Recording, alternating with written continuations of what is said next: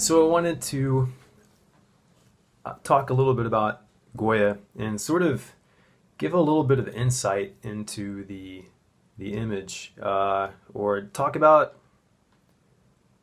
what inspired it a little bit, where the ideas came from. So, just to jump right in, Goya is a Spanish painter. He was born in 1746 and he died in 1828. He uh, I got interested in Goya because I saw this image that he painted called The Witch's Sabbath.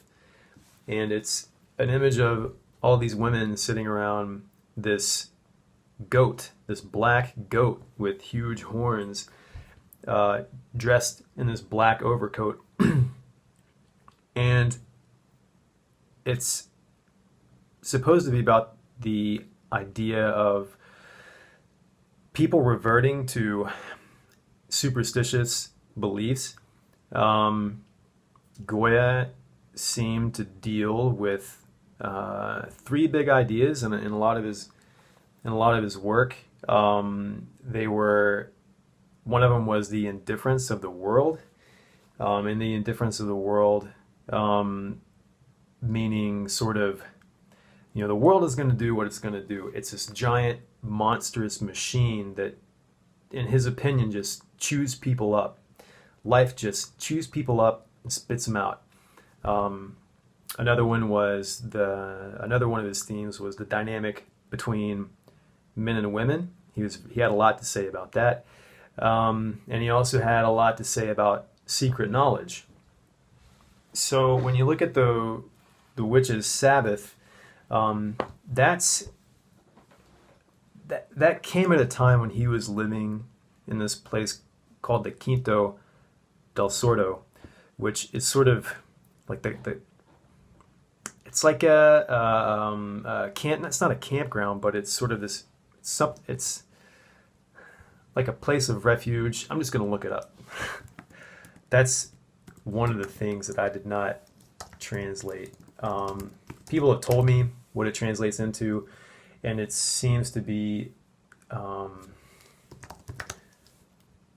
it's called a fifth. It's kind of like an acre. It's sort of like a designation of a plot of land. So acre of the deaf. Sordo means deaf. Quinto is, fifth. And so fifth of the deaf. So it's like a plot of land, an area, a space for the deaf, but it's his house that he lived in later in his life. Why did he live in a place designated for the deaf? Well, so a little bit about his background, and we'll talk to how he came to live there. So he came from sort of a working class background. He didn't really come from aristocracy, or he wasn't well bred, anything like that. He essentially had to work his way into the art world. He didn't really have wealthy parents that could afford to send him to art school. Essentially, he actually used his own dime to go to Rome and study art.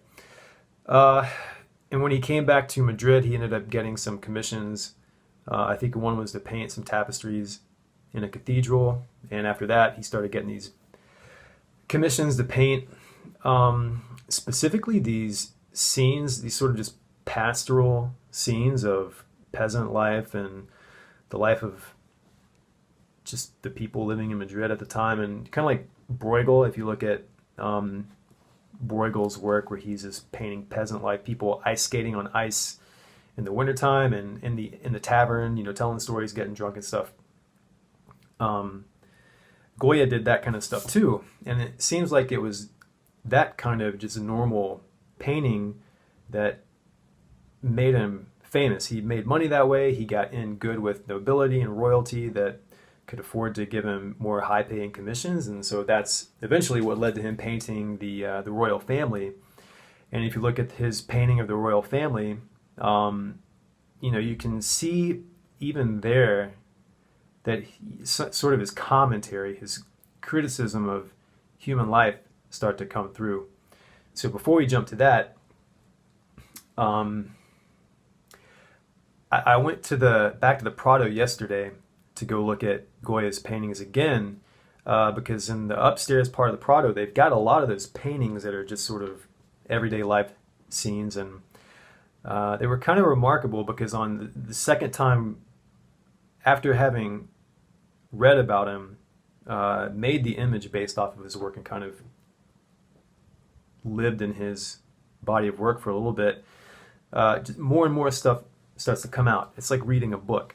The second time you get a different take on it the second time you read it. So upstairs, where they've got all these sort of pastoral scenes and village life scenes that are really bright, really, a lot of pastel colors and all that kind of stuff, you start to see some other themes come through. And specifically, he's got this one painting called The Straw Mannequin. And maybe this is a good space to jump into one of the first big themes in his work, which is the dynamic between male and female. So when he painted The Straw Mannequin, it was a part of the series, but at this time in his life, he'd been through, I think, one or two illnesses that pretty much left him deaf.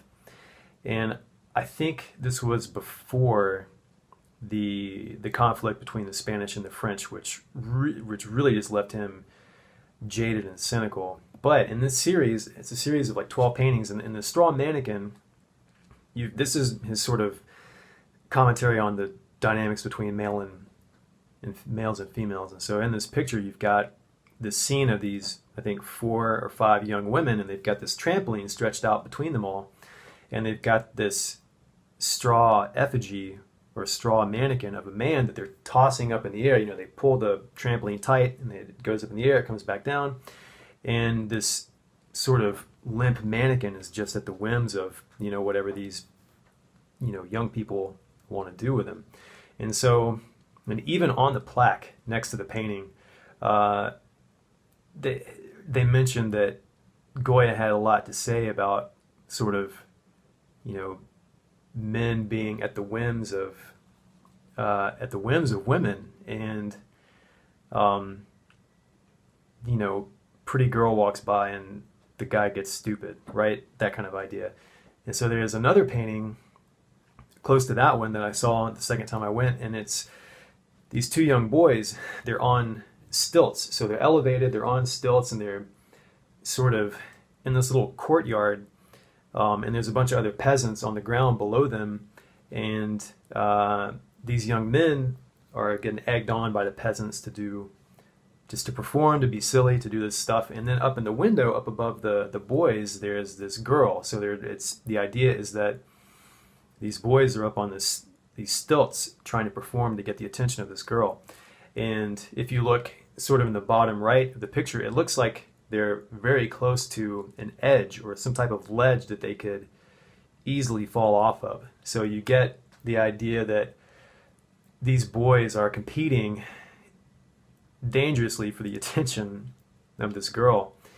And then there's another picture, a big one, it's of a wedding, and it's of this beautiful young girl who's marrying this dude. He's obviously aristocracy. He obviously has money. So what he doesn't have in looks and physical prowess, and maybe even who knows what else, like kindness, generosity, and anything else that would be desirable, he makes up for with money and position and power. So, and this is Goya's commentary. And then on even further along, it's not so much about male-female dynamics, but he's got another painting where you've got these boys out in nature, and they've just climbed this big hill, and I think there's 3 boys. 2 of them are obviously wealthy. They've got nice clothes. They look fine. And then the other 3 boys, they're more peasant class. Their clothing isn't as nice. They're kind of dirty. So you got the 2 kind of wealthy kids, and then you got the 3 not wealthy kids, and the 2 of the wealthy kids are riding on the shoulders of the poor kids. And so it seems like maybe it was there before, but at about this time, Goya's cynicism starts to explode, And I could kind of guess that maybe he at first had high hopes for art, as though it was some type of savior or some type of useful tool to enlighten society, to make people less ignorant, more aware of things, and really high ideals. But then up to this point, it seems like he's just getting commissions to paint sort of vapid, surface level stuff and making a lot of money off of it, while there's a lot of people doing stupid stuff and being oppressed at the whims, or oppressed at the behest of people that control stuff. So, you know, he's not really poor, he's not really rich, he's kind of in between. He sits between the two worlds of sort of power and oppression. So, that's a little bit about. Well, and then he's got the second and the two paintings, the 2nd and 3rd of May. The 2nd of May is the French conflict or invasion of, I think it's Madrid, but it's the French aggression towards the Spanish army, and you know, bloodshed, craziness. And then the 3rd of May, you've got the execution of these Spanish civilian soldiers, somebody, by the French conquerors. And about that same time, Goya's got another set of work called Disasters of War, Desastros de la Guerra. And sorry for the butchered Spanish pronunciation, but it's a series of 80 etchings. And at that time, he had seen so many horrific acts of humans to one another. I mean, dismemberment, rape, impalements, just it's awful stuff. I mean, you should, you know, check it out. If I can, maybe I can throw one or two of the images up on the Patreon. But you just get a sense of the horrific things that he'd seen, and you know, you look at those disasters of war put up against the sort of lighthearted, sort of ignorant images that he had to, or that he made money off of, and you can just, you know, you can see that this guy he was acquainted with these horrific things, and also the other side of it, you know, people's delight in maybe dismissing the horrific things that others have to go through. So you know, the life of the aristocracy and the nobility, and then how their whims and fancies bear out on the poor people that make the lives of the aristocracy and the wealthy possible. So yeah, another one of his themes was secret knowledge. He painted a lot. He painted these 6 paintings for the Duchess of, I forgot who it was, but there was a Duke and a Duchess, and he painted these 6 paintings for them, and they were all about witches, and they were pulled from this play. And one of them is in the Prado, and it's these 3 witches, and they wear these hats, these sort of conical hats that have these snakes painted on them. And what they're doing is there's 3 of them, and they're lifting this just peasant off the ground. And it looks like they're either blowing into him or sucking out of him something. It's some type of initiation process, or they're blowing secret knowledge into him, or they're pulling life out of him, something. And there's other peasants on the ground. One of them is sort of running away, and I think one of them is covering their head, trying not to witness what's going on. But the snake is a lot of times a symbol of secret knowledge or initiation in a lot of imagery in the past. And so we can see that Goya knows how to deal with that. He knows what it means, and he's using it in his paintings, and then you can see it in other stuff, especially in the black paintings. So speaking of the black paintings, going back to that, so the Witch's Sabbath, what is that one about? I want to talk about the Witch's Sabbath specifically, and then Kronos eating his children. That's another one from the black paintings. So the Witch's Sabbath, that one sort of touches on, he painted these when he was in the Quinto del Sordo. So he was done painting for other people. He was only painting for himself, and he was painting these pictures directly on the wall. And I think he was in his 70s or 80s at this time. His body was failing him. He couldn't hear anything anymore.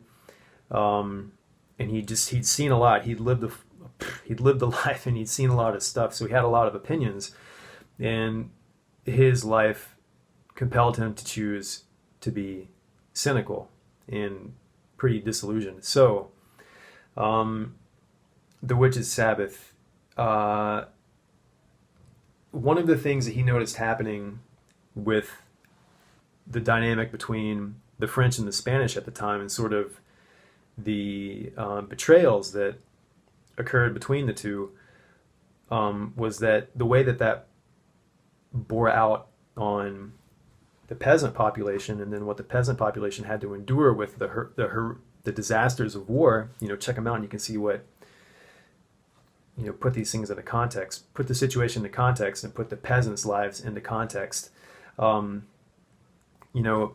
These wars and conflicts didn't result, the wars and the conflicts and then the deals that were made afterwards didn't result in people thinking about things rationally and trying to solve problems and human conflicts rationally, but instead they resorted to war. And then when they couldn't use their brains to get out of that, the peasant population then resorted to superstition and fear. So Goya disliked the fact that they were, to find solace and direction, they were sort of resorting to peasant myths and folklores and ideas, irrational beliefs. And so the Witch's Sabbath is one of the things that it's about. It seems like is that people reverting to, they're afraid, so they're reverting to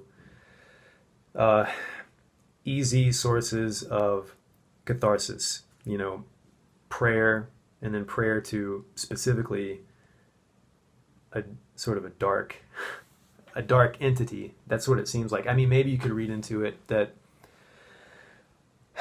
there's some type of dark salvation coming, and that this is an unsanctified, this power is not, this power of the witches or of their teacher, the devil, is unsanctified by the church, and so maybe they're resorting to some other kind of secret knowledge to sort of get out of the situation they're in. I don't know, but it's mixed in with some of the other paintings he has and some of the other things that he saw in peasant life. It seems more like he was talking about people's falling back to easy, ignorant belief systems. Ignorant, easy, and ineffectual. And he's like, I'm done. I don't. He was just cynical and didn't care for it anymore. So then the other painting, Kronos eating his children. So it seems like that's a good example of Goya dealing with a theme of the world being indifferent. The world at large doesn't care about you or I as an individual. Time is, we're going to die. It doesn't care. The universe, reality doesn't care how much that we want to stay alive. It's going to eat us. We're going to die. It's going to happen. The nobility and the aristocracy didn't care how much the peasantry wanted to stay alive, because they're gonna have to play out their roles as military, aristocracy, and nobility, and when all those forces collide with each other, then the peasants are going to be the ones that are going to suffer the most for that. Seems to be his sort of commentary. There's another painting. It's called, of the black painting series, it's called The Dog in Quicksand, and it's fantastic. Look that one up too. It's this dog essentially drowning in quicksand, and his head is in the lower portion of the painting. And if you look in the upper part of it, you can see this fading entity, this fading figure, and it seems to kind of convey the idea that God has left the picture, that God is not listening, that the master is gone, and it's the master is leaving the servant to drown in a sea of sand that it can't fight against. It can't save itself. This dog, which is probably supposed to represent humanity, you and me, and everyone that we would love, needs help from the outside, but that help is not that. It's either never was there, it's not there now, or it's doesn't care. It's leaving the picture.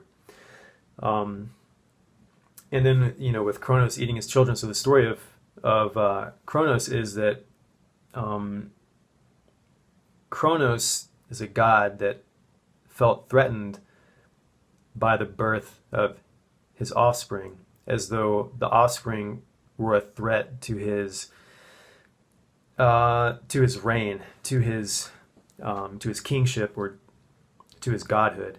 And so he starts to eat them. He starts to eat rather than raise the kids and love them and usher them into a new era for them to take over. He's like, no, I'm going to eat them. They're not taking things away from me.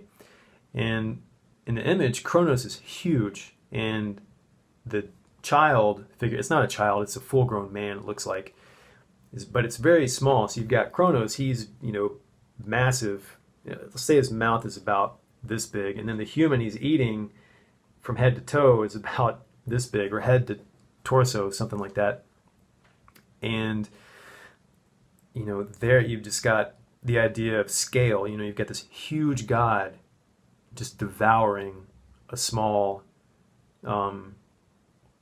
offspring, it's not a child, but this huge god devouring a small man. And so again, we've got that theme of the world is indifferent, kind of like Goya had experienced in the war between the French and the Spanish. And maybe you could even extrapolate out of that the war between his body and reality. Reality, the world around him, and time is just eating his body. At that time, Goya is getting frail. He'd been through some sicknesses. As I mentioned, he was deaf. He's I think in his 70s, maybe in his 80s by the time he's painting these things. Yeah, and that's a mythological theme that goes way back.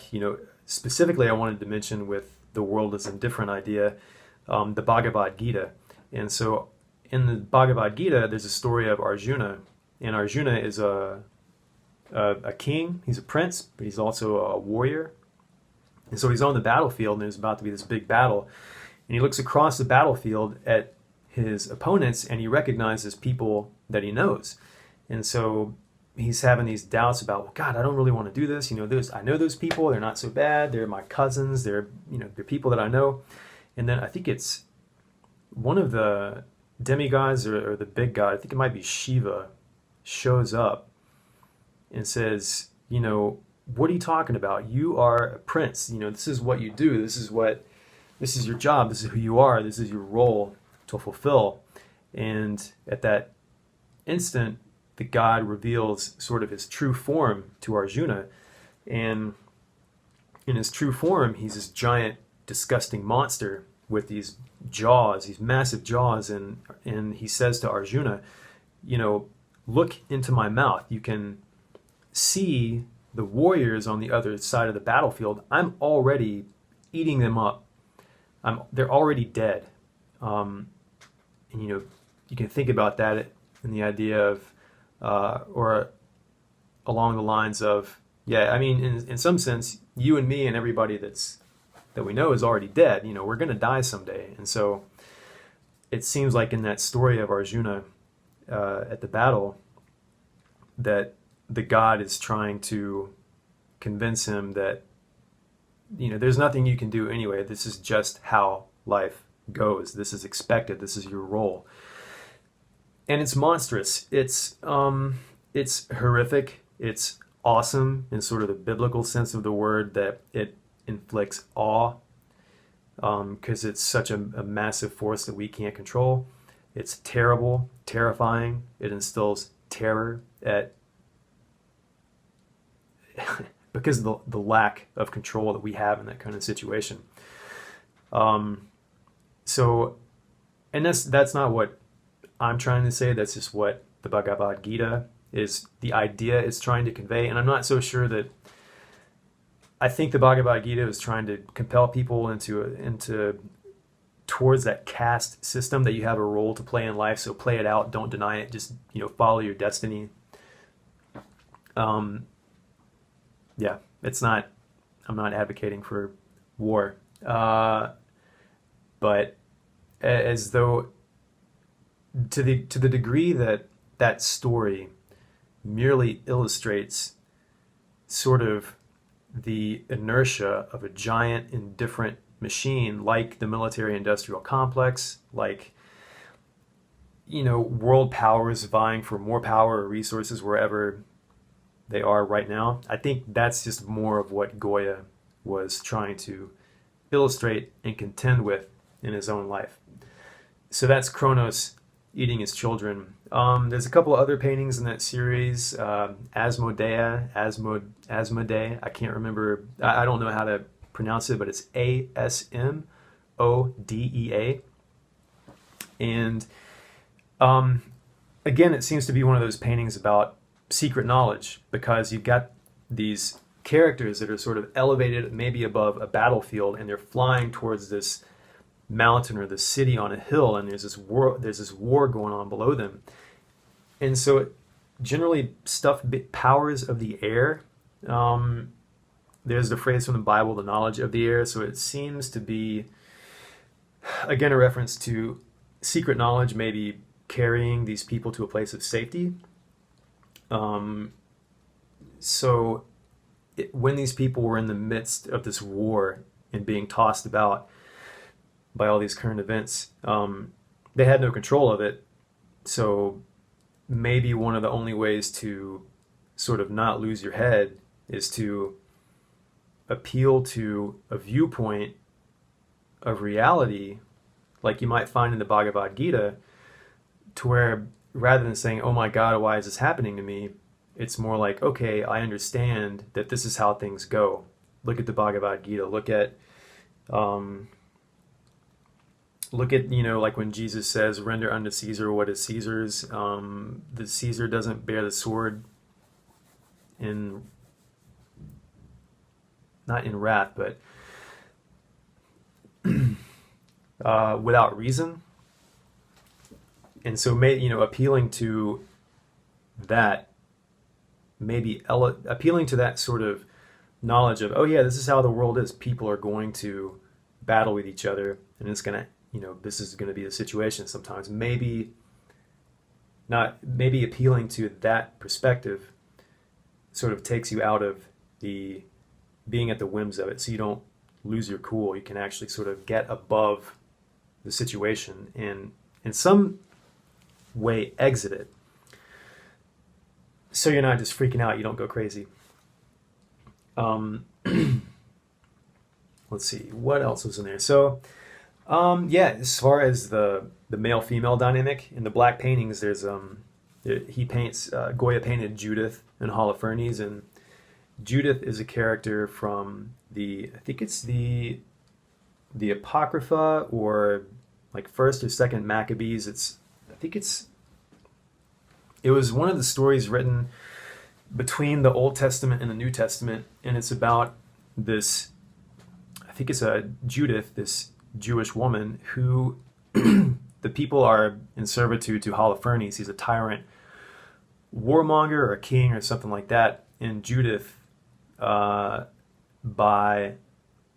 deception, cuts off his head and emancipates the people. And so the fact that Goya painted that, there's so many ways that could be interpreted.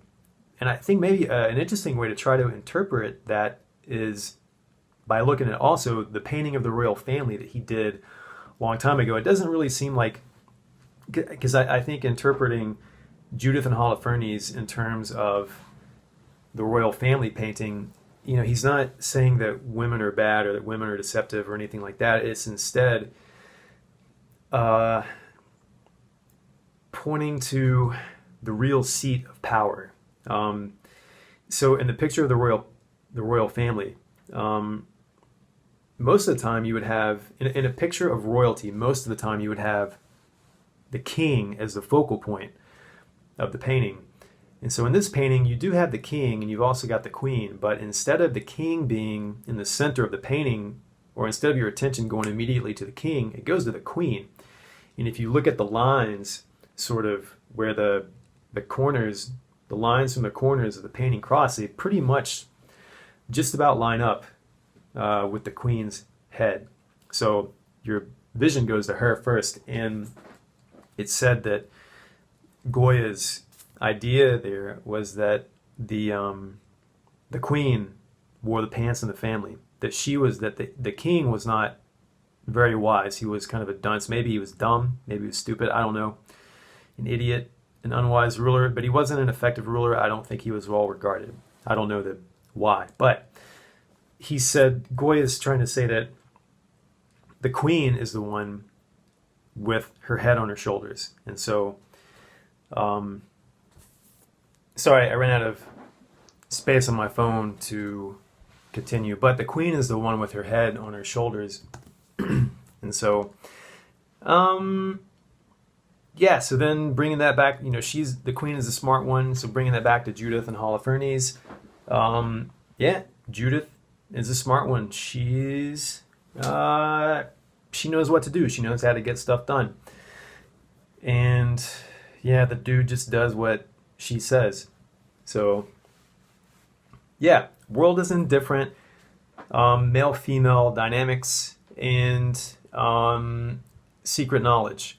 Yeah, those are the three big themes that to me kept showing up in Goya's work. Another thing to mention about secret knowledge, there's another cool painting in the Black painting series called, what was it called? It's called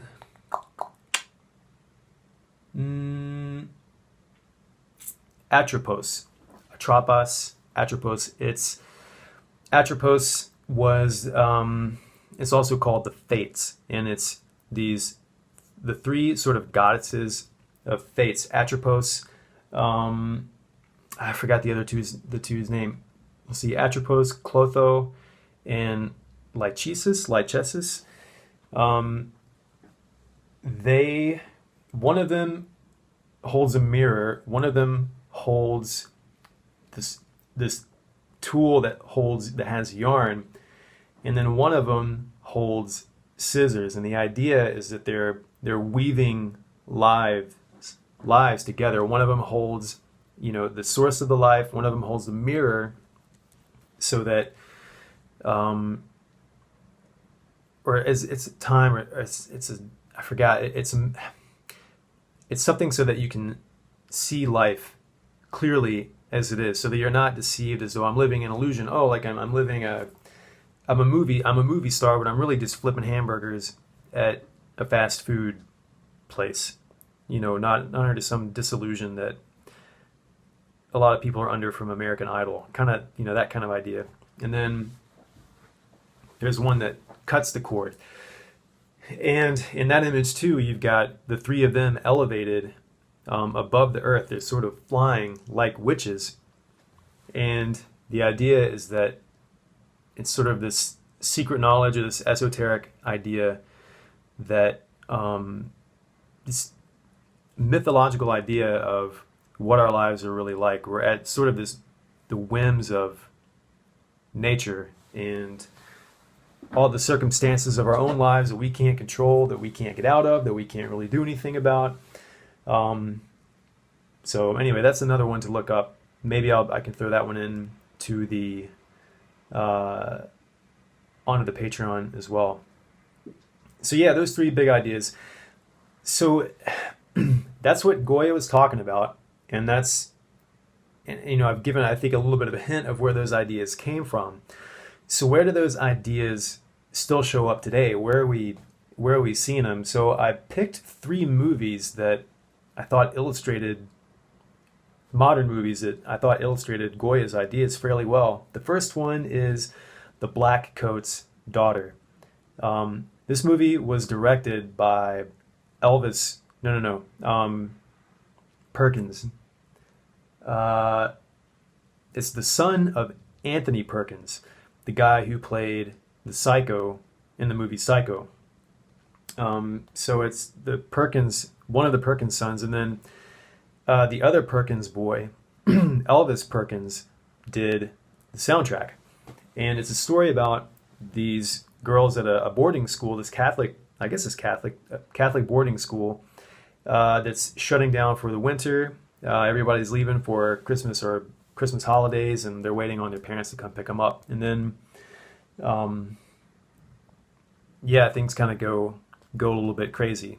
And it seems like, it's a perfect example. You can find that thread of sort of secret knowledge or the witch's Sabbath, in that when people are faced with a situation that is out of their control, rather than thinking rationally about it, they resort to superstition or sort of cower and become open and impressionable by sort of unreasonable forces and fearful ambitions. And one of the characters is in that situation, and she becomes open to irrational actions that are to some degree supernatural, and a little bit, it's like a psychological thriller with a little bit of supernatural elements in it. There's a he-goat, there's a goat figure in it. So, and it looks like, I don't know, that the director Perkins, maybe got the imagery he used, maybe from Goya. It's pretty common imagery, but anyway, I think it's from Goya. Loss of a father figure, and not necessarily because it's male, but because it is a figure that sees clearly, has clear direction, and is sort of a shepherd character. So the main character sort of goes through losing that, and then being without direction, without love, without hope, without any guidance. Black Coat's Daughter, as a companion piece to the Witch's Sabbath. The other one I thought about was The Witch, the movie The Witch that came out, I think, 3 or 4 years ago. It's a movie, it's sort of a coming-of-age movie about this young girl living in Puritan England. And her father is a heretic. He gets kicked out of the community, and he has to, for some supposed heresy that he goes preaching, and he has to take his family out into the woods, and they have to survive on their own, away from the community. And in that movie, you've got the thread of the male-female dynamic and sort of female power. And throughout history, a lot of female power has been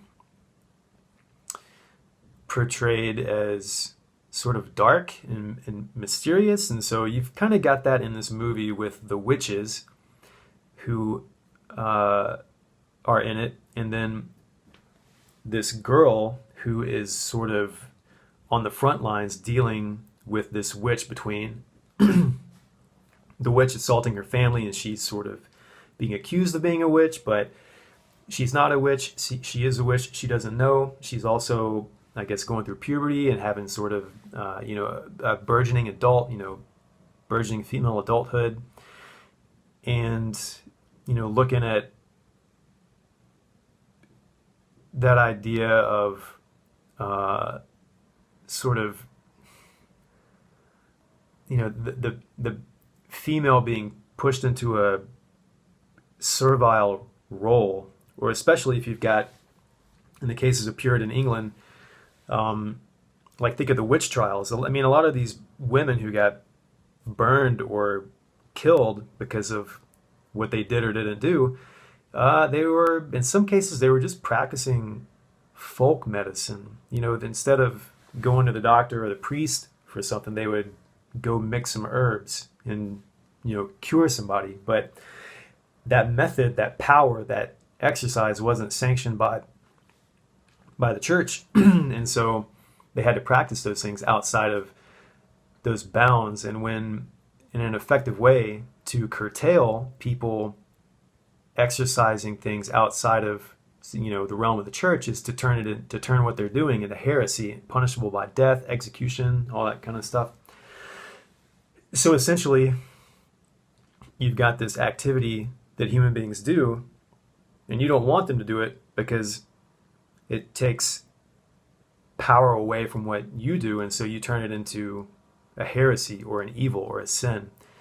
And so you've got, and it's very stark and easy to portray as a male-female thing, specifically the way that a lot of specifically in the way that witches have been portrayed throughout history. And by the way, witches are apparently a huge deal in Spain. This country has a long history with witchcraft. There's a lot of cities and places around Spain that have interesting stories dealing with witches and folklore and mythology that is tied into excuse me, tied into witchcraft. So that's something I really want to look into in the future. But the last thing was, actually, I'm going to take a sip of water. Just a second.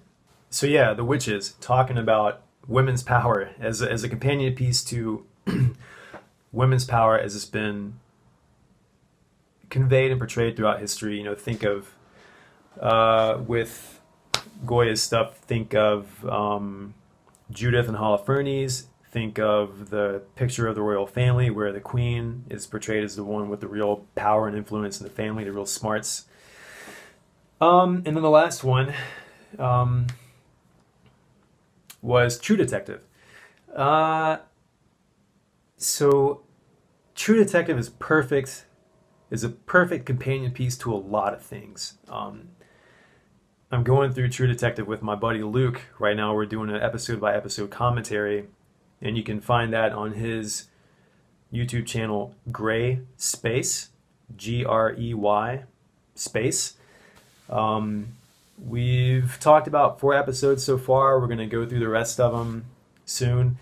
But that series dives deep into specifically male and female dynamic, and how men and women have related to each other throughout history, and how things have changed and how everything has stayed the same. So anyway, we talk a lot about that in the discussion. But for Goya's work, I think True Detective is important also to illustrate the idea of secret knowledge, as though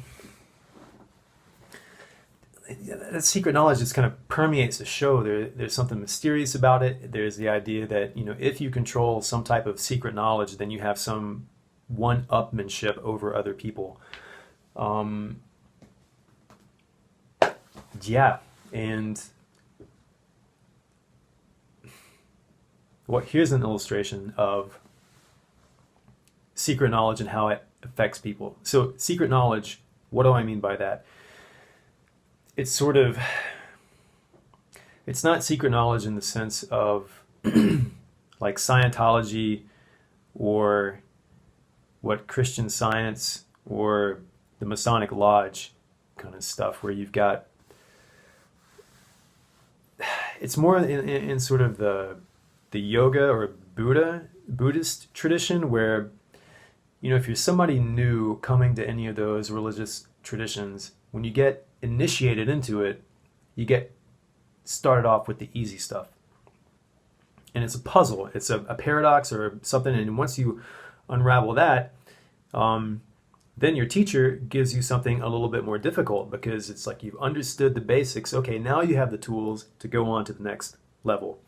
It's kind of like being a journeyman apprentice as a welder. You go in, you learn basic stuff, and then once you got that down, then you can handle the real tools. You can handle a live torch or something like that, and you progress further and further.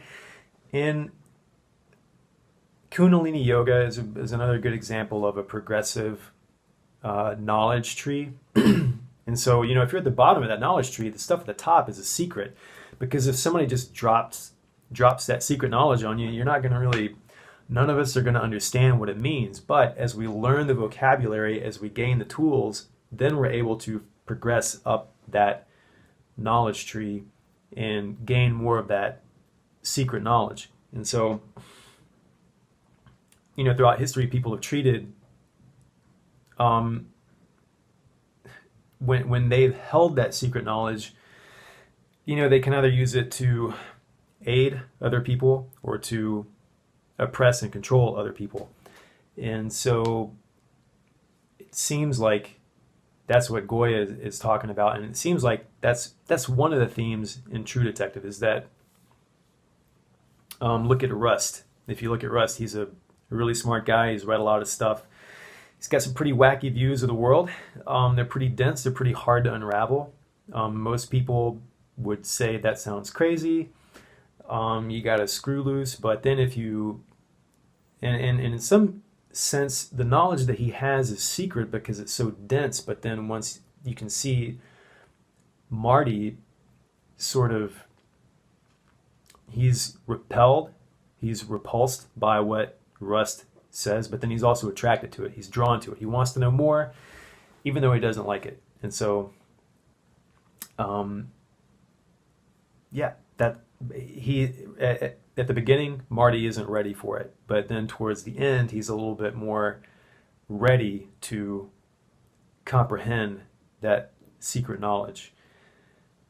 And there's like the secret cult in the background that is pulling a lot of strings in the series, and so they bear some type of secret knowledge that they sort of wield against other people. Anyway, big theme. Watch True Detective, and think of sort of Goya dealing with witchcraft and sort of the ancient mythologies, like the story of Judith and Holofernes and Kronos, and all these old tales that he's using in his time period to try to convey an idea. And then, I think all these three movies, The Blackcoat's Daughter, The Witch, and True Detective, they work on a level where you can just watch it and enjoy it, but there's a subtext of really old ideas that those contemporary movies are built on top of. And, looking at all these three things together, the past that Goya dealt with, the way that Goya dealt with the present, and then how we now still deal with the same themes from the past. I don't know, it's fun. It's just interesting to try to then go look at the world around us, knowing that, people have been dealing with this forever. So yeah, I think I'm going to stop there. This has been 45 minutes of talking. I was thinking 20 minutes or so. I didn't even talk about Isis and Osiris and how, actually I want to put that in here now. So going back to the ancient idea of the woman being the seat of power. So if you ever go to a Catholic church and you hear any Catholic dogma where they talk about Mary being the mother of God, that is an ancient idea that you can actually trace way, way back to, I think there's Aphrodite has a counterpart where you've got, like say Jesus and Mary. If you go further back, you've got Aphrodite, and I forgot who her counterpoint was. But then if you go way, way back, you've got to Egyptian times, you've got Isis and Horus. And so Isis and Osiris were brother and sister, but they were also a couple. They were also married. They were husband and wife. And that's a common mechanic you could find in a lot of stories. Not that brothers and sisters were marrying each other all the time, but they had a child together, and that child is Horus. And so if you look in these paintings or these images from that time, you can see Horus sitting on the lap of Isis, okay? So Horus and Isis. Now, if you look at a lot of Catholic imagery, you've got Jesus sitting on the lap of Mary. And that is a parallel that for thousands, a couple of thousand years, 6,000 years has sort of maintained itself. And so you've got one of the terms that we use to describe Mary, the Mother of God, is the Theotokos, or the seat of God, and it's the seat of power. And so, you can look at Goya's painting and even sort of apply some of those similar. You can overlay that idea of the seat of power and the woman being the real seat of power into Goya's picture. And Goya was a smart dude. It would not be surprising if he knew about that. Carl Jung talks about it. Joseph Campbell talks about it. So the Theotokos, the woman being the seat of power. I really wanted to get that one in there, yeah. So anyway, that's it. We're coming up on an hour. So, yeah, thanks again for the support. The next round is going to be interesting. If you're following on the Patreon, then you already know what's going on.